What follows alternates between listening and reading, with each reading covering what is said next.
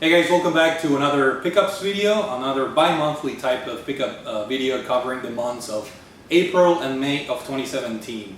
And as usual, I'm going to start with the new releases. In fact, most of the things that I have here are new releases. So without further ado, let's just start with what I think it was my most anticipated game out of the bunch that I have here.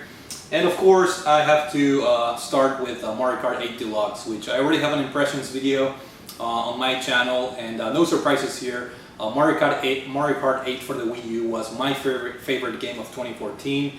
It was my favorite Mario Kart game of all time, so it's only natural that I was very excited for this game. Even though it's more of the same, there are new characters and a brand new battle mode. I had no hesitations on paying full price for this game on day one, even though it's more of the same. It would have been nice if this game had extra tracks, like single player circuit tracks. That's one of the things that I wish this game had, but nevertheless, this is the definitive edition with crisper graphics, butter smooth performance, and just an overall fun package. By far the best Mario Kart ever made, and even though I played the hell out of the Wii U version of the game, I still find myself playing this game a lot, either by myself or online with friends. This is a great game. So Mario Kart 8 Deluxe, again, I have an impressions video if you want to check out my thoughts in more detail. I guess staying in touch with the Nintendo Switch, I have another game that I picked up for the system, and that game is Puyo Puyo Tetris. They had a physical release, which I wanted to get this just in case. There's always problems with the Tetris license, sometimes whenever there's a physical release or there's a digital release, the license expires and whatnot. There's always some kind of trouble with the licenses of these games. So I decided to get the physical version, bulletproof that problem with the licenses and whatnot. And the Switch version, at least, particularly came in this thicker than normal box because it does come with two keychains. So that was a pretty cool extra bonus. Yeah, nothing else to add other than if you're a fan of puzzle games, I'm sure you've heard of either Tetris or Puyo Puyo.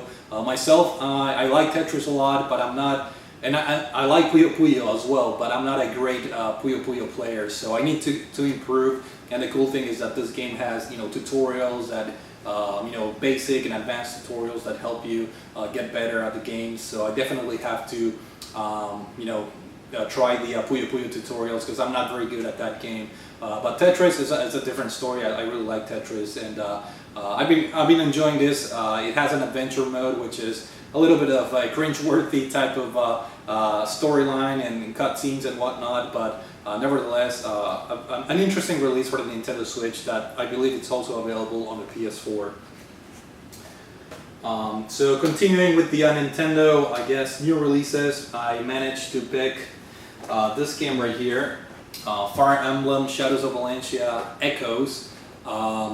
Now this game is, this is the special edition. I was able to pre-order. I'm not really sure how rare or not this game is. I put, as soon as the pre-orders went up for the special edition, I was able to put an order with this. This comes with a pair of, 3 pins, the CD soundtrack, and then the art book for the game, and of course the Nintendo 3DS game. Yeah, looking forward to this because it adds that dungeon crawling aspect to it. There is an extra layer of variety in terms of the typical Fire Emblem gameplay. So definitely looking forward to this. Supposedly the original game that came out in the Famicom was not very good. It's not considered that great by Fire Emblem enthusiasts. So it'll be interesting to see if Nintendo did something extra to improve, I guess, the story or the gameplay or whatever was average on that first Famicom game. It'll be interesting to see if they made improvements to make this a worthwhile Fire Emblem game. I think it will be. I really like that concept of being able to have like a dungeon crawling segments, and then of course you have your typical SRPG type of gameplay in between, from what I understand. So looking forward to diving into this, perhaps not immediately because I still have I already beat Birthright, but I still have to go back and beat Conquest and Revelations as far as Fire Emblem Fates goes. So pretty happy to have the special edition of this. And here's a cool thing. I don't know if this is available in all the versions of the game, but this is the reversible cover of the Nintendo 3DS game. At least the reversible cover that the special edition came with, and it has with the Famicom original art design and some, I guess I'm assuming some Japanese text in there with the original screens from the Famicom game. So pretty cool reversible cover that I just decided to apply to the case, to the Nintendo 3DS case. So yeah, pretty cool. Pretty cool touch, if you ask me. And while we're at it with the Fire Emblem, Echoes thing here, I also did pick up the Amiibos, the two main characters. This guy, I know her name is Celica, his name is Ulm. Celica, I already like her name because my very first car was a 1989 Toyota Celica. So automatically she's a favorite character of mine on this game, and definitely looking forward to playing. And one thing that I really like about the Fire Emblem Echoes in general, even before I even fired up the game, is the art direction. I absolutely love the more, I guess, old school and subtle character design and art direction that the game has, as opposed to Awakening and Fates, which are the other two games that were released on the 3DS. In my opinion, this has a better art or character design by far. I really like the way they were designed, and of course the Amiibos are very detailed and very beautiful looking. So very excited to have picked these pair of Amiibos to add to my collection of Amiibos. Other new releases. Now we're gonna switch from the Nintendo games to the PlayStation side of things.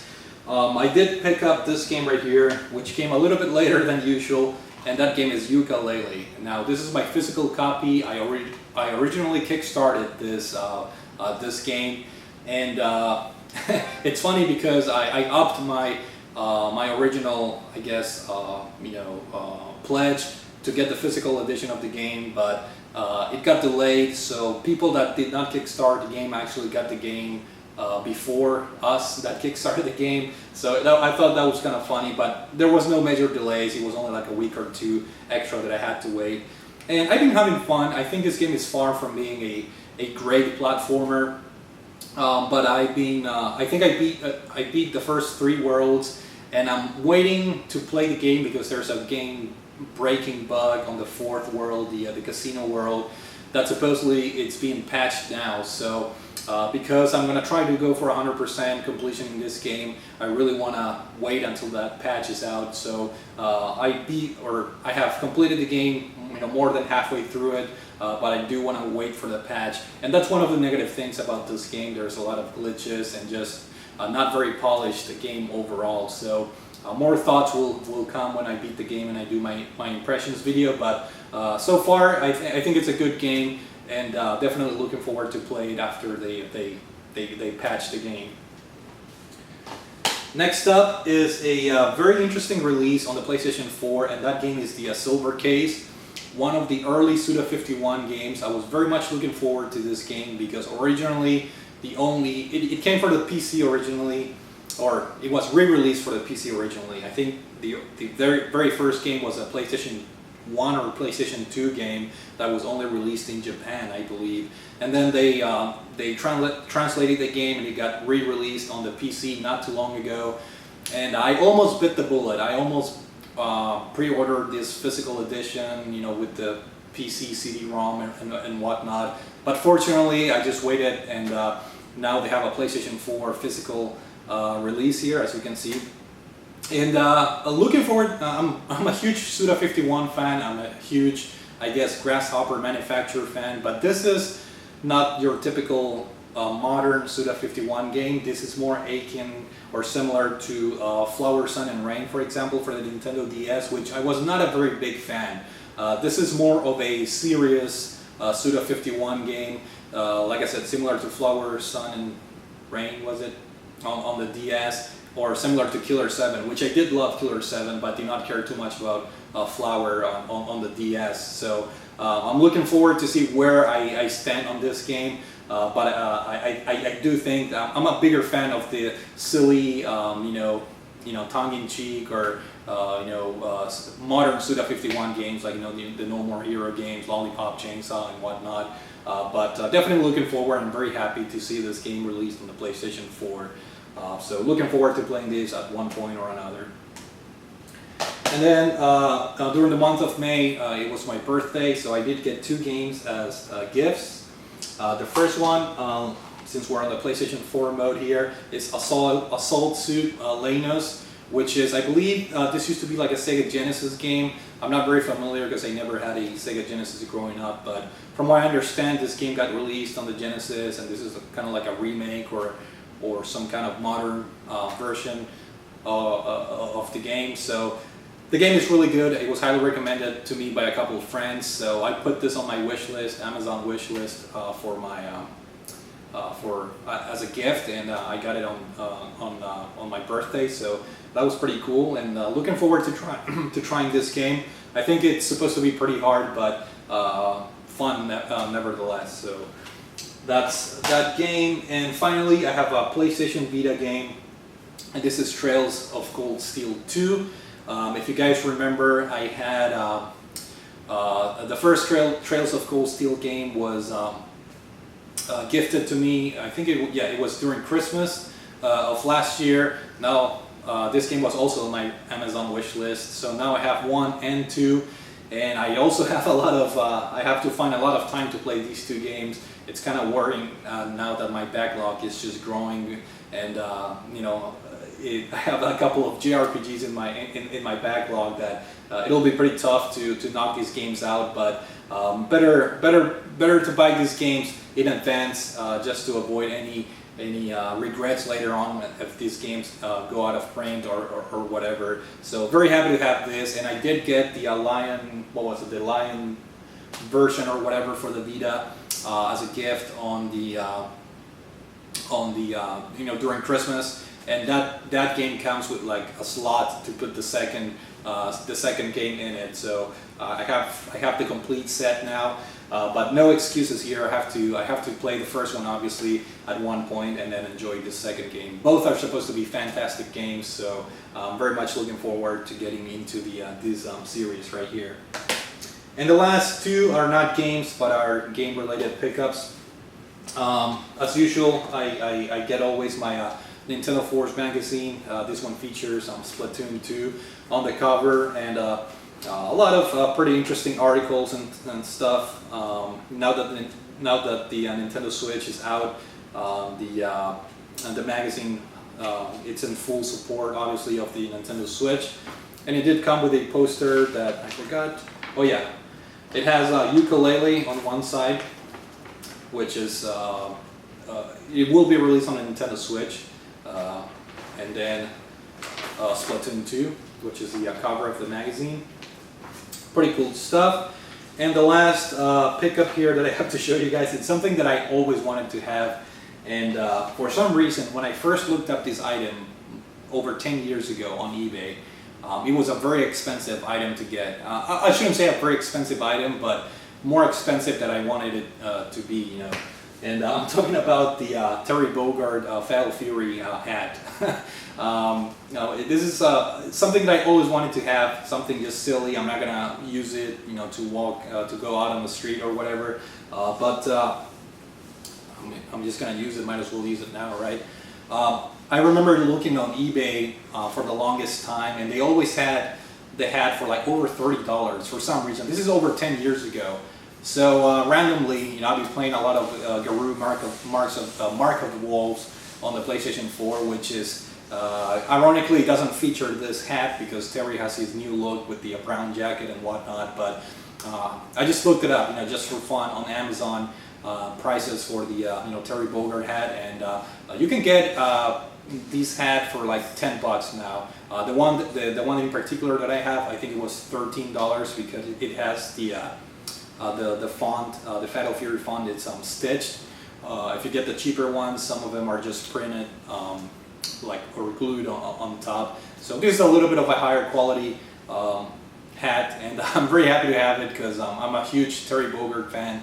I really like the SNK fighting games, and again, it's just one of those things that I'm not going to be using this on a day-to-day basis, but you guys may see me wear this every now and then on my pickups video or impressions videos, just because, you know, I bought the damn thing, might as well use it every now and then on my videos. Yeah, that's it for now. Not many games in this bi-monthly version. As far as digital titles, you know, the usual suspects, you know, the PlayStation Plus games. I was playing Abzu, which was a free game on the PS4. I also picked up Snake, what was it, Snake Pass on the Nintendo Switch, which I did not like. I like the game, but the controls are very confusing to me because I'm so used to tank controls. Yes, I know that's going to sound really weird, but the game does not feature tank controls, and it's confusing the hell out of me. And then what else did I pick up? Yeah, digitally I don't think I picked up a lot. Ys Origins, but I think I already mentioned that on my previous pickups video because that game came out in February, I think. And I beat that game recently, so expect to see an impressions video. So other than that, thank you guys for watching. Hopefully you enjoyed the video, and I will see you all later. Take it easy.